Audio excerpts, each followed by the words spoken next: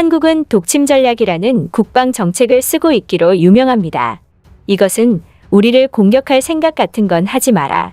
공격해오면 설령 우리가 진다고 하더라도 그 적국은 국가로서의 기능을 못하게 만들겠다는 전략이죠. 그런데 아프가니스탄, 이라크 복무 등으로 실전 경험이 풍부할 뿐만 아니라 한국군을 통솔한 바 있는 미국의 전역 장교가 한국을 공격하면 안 되는 진짜 이유는 따로 있다고 밝혀 화제가 됐는데요. 과연 어떤 내용인지 자세히 알아보도록 하겠습니다. 역사적으로 많은 군사학자들은 전쟁의 원인에 대해 고찰했습니다. 전쟁은 왜 일어나고 왜 이런 질문이 중요할까? 만일 원인을 알고 그것이 조절 가능한 원인이라면 전쟁을 미연에 방지할 수 있지 않을까? 라는 문제의식에서 시작했죠. 하지만 그럼에도 불구하고 아직까지 누구도 전쟁의 원인을 완벽하게 설명하지 못했습니다. 왜냐하면 전쟁은 수많은 변수가 개입하기 때문입니다. 그런데 학자들이 전쟁에 대해 탐구하면서 공통적으로 내린 결론이 있는데요. 바로 전쟁은 인류가 저지를 수 있는 가장 잔혹하고 거대한 형태의 폭력이라는 것입니다. 그래서 그들은 전쟁이 일어나는 원인보다는 어떻게 해야 전쟁을 피할 수 있을지에 대해 연구했고 그 결과 이러한 결론에 도달했습니다. 전쟁은 근본적으로 모두의 손해이며 가급적 피해야 할 행위이고 이를 막기 위해서는 전쟁에 대한 대비와 국방력 확충이 필요하다. 역설적이게도 전쟁을 피하고자 한다면 전쟁을 위한 준비를 철저히 해야 한다. 학자들은 현재 지구상에서 벌어지는 각종 분쟁과 내전은 상호 간에 보유한 무력이 어정쩡한 수준에서 비등비등하기 때문에 발생한다고 입을 모아 말합니다. 예를 들어 A와 B 중 어느 한쪽이 압도적인 무력을 보유하고 있다면 전쟁은 발생하기 어렵다는 것이고 A와 B 모두가 압도적인 무력을 보유하고 있을 때에도 역시 전쟁은 발생하기 어렵다는 것이죠. 결국 현대의 전쟁은 A와 B가 서로 비슷한 수준의 무력을 보유하였으면서도 그 무력 수준이 변변치 않아 어느 쪽도 상대방에게 치명적인 타격을 주기 어려운 상황에서 주로 발생한다는 것입니다. 때문에 그들은 지구상에서 군사력 밀도가 가장 높은 지역인 동북아시아가 오히려 전쟁 위험에서 가장 안전한 지역이라고 말하는 것이죠. 그런데 일각에서는 이러한 의견에 치명적인 오류가 있다고 말했는데요. 바로 한국의 사례를 들었습니다. 한국은 분명 전 세계 기준으로 압도적인 무력을 갖고 있는 것은 사실이나 주변의 초군 사강대국들이 득실거리기에 강한 군사력을 갖추고 있다고 하더라도 언제든지 침공당할 수 있는 위치에 있다는 것이죠. 다시 말해 A와 B 모두가 압도적인 무력을 보유하고 있을 때에도 전쟁은 발발할 수 있으며 동북아시아를 안전한 지역이라고 단정지을 수 없다는 것입니다. 하지만 미군 전역 장교인 러셀 스미스는 이러한 주장에 대해 한국의 군사력은 과소평가 당하고 있다며 다른 국가들이 한국을 두려워해야 한다고 주장했는데요. 그는 재래식 전력으로는 전 세계에서 3개 국가 정도를 제외하면 한국을 이길 수 있는 국가는 없다며 특히나 한국의 세계 최강 예비군 전력은 전쟁 발발 시 압도적인 힘을 과시할 것이라고 주장했습니다. 그는 한국 예비군은 단순히 숫자만 많은 것이 아니라 개개인의 전투 능력이 압도적이라고 말했죠.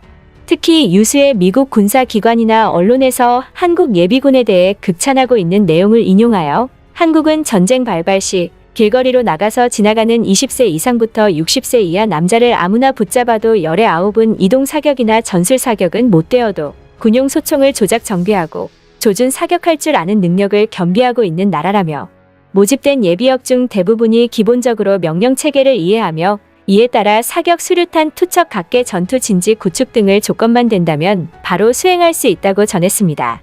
현대전에서는 일반적인 정규군이 얼마나 명령 체계에 따라 조직적으로 움직일 수 있는지가 승패를 가르는데 한 국가에서 1천만 명 이상의 남성들이 당장 무장하고 명령 체계에 따라 조직적인 무력 행위를 할 수 있다는 건 무시무시한 것이라는 거죠. 그는 길거리에서 당장 남자 11명을 모집해 임무를 하라고 시키면 선출된 분대장의 명령에 따라 전장에 투입되어 임무를 수행할 수 있는 게 한국이라며 그야말로 전투민족이라고 말했습니다.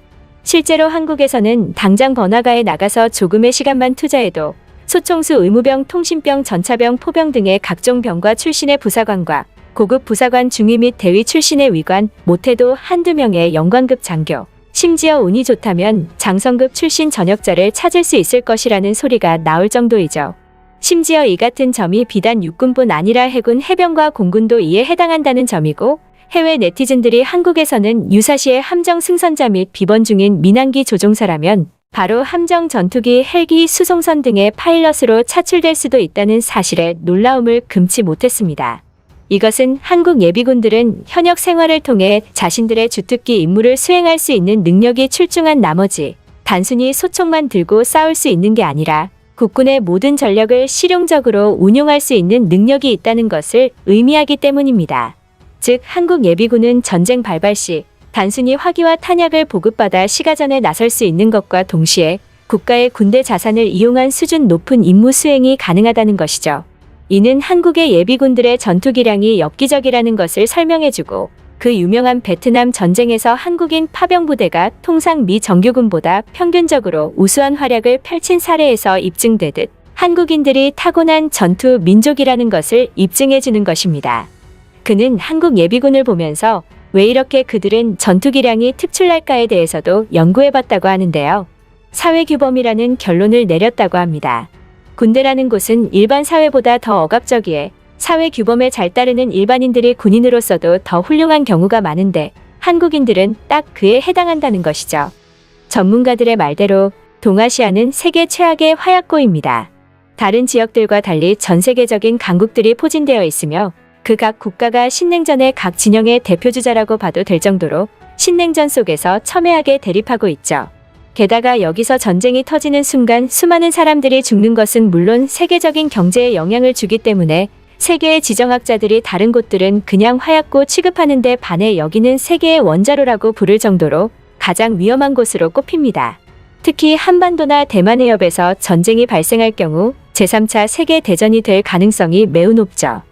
만일 동아시아 전체가 휘말리는 전쟁이 발생할 경우 대부분의 나라가 영향을 받을 것이며 동아시아 경제의 몰락은 세계의 공장과 엔진이 사라지는 셈입니다. 동아시아 국가들은 각자가 막대한 규모의 수출국이자 수입국이기 때문이죠. 단순히 BMW나 메르세데스 벤츠를 봐도 알 수 있지만 상당수의 해당사 차량을 경제력이 좋은 동아시아 국가들이 구매하고 있으며 미국산 쇠고기 같은 미국산 농산물의 소비량도 만만치 않습니다. 특히 한국과 일본은 미국의 군사적 동맹 국가들이라 이들 국가가 구매하는 미국산 무기도 만만치 않은 수량을 자랑하죠. 전 세계 어느 나라들을 봐도 동아시아 국가들과 같은 경제력과 시장성, 구매력을 갖춘 나라들은 많지 않습니다. 고로 이곳에서 전쟁이 터져 엉망진창이 되는 순간 유럽이나 미국마저 엄청난 시장을 잃는 셈이죠. 이러한 이유 때문에 앞서 말했듯이 동아시아에서는 오히려 일정 규모 이상의 정규전이 실제로 날 가능성은 낮다고 보는 의견이 지배적인데요.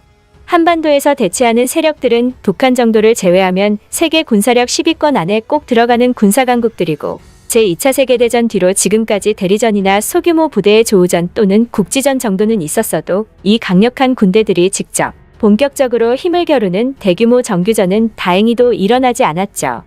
군사강국이라는 말은 곧 큰 규모의 군을 유지시킬 경제력을 갖춘 잘 사는 나라들이란 뜻이고 달리 말하자면 이 나라들은 전쟁이 난다면 잃을 게 많다는 뜻입니다.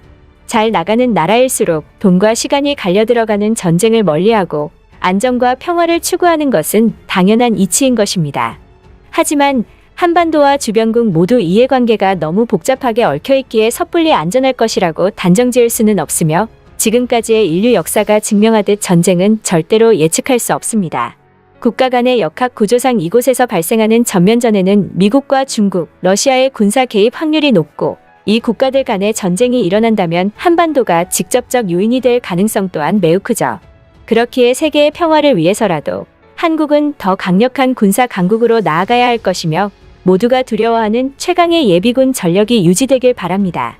끝까지 시청해주셔서 감사합니다.